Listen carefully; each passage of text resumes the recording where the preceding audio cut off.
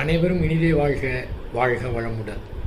நம்மிடத்திலே இந்த கள்ளங்கபடு இல்லாத மனம் இயல்பாகவே இருக்குது.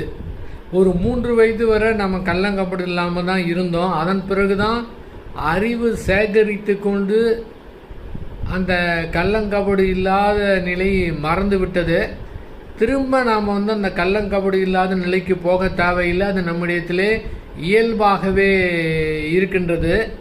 இந்த கன்னிங் மைண்டு, இந்த கால்குலேட் பண்ணக்கூடிய அறிவு இருக்குது பார்த்தீங்களா, இது மட்டும் தன்னுடைய அறிவினுடைய இயலாமையை புரிந்து கொண்டு விட்டது என்றால் நம்மிடத்திலே இயற்கையாக தோன்றக்கூடிய உணர்வுகள் முரண்பாடு அடைவது கிடையாது.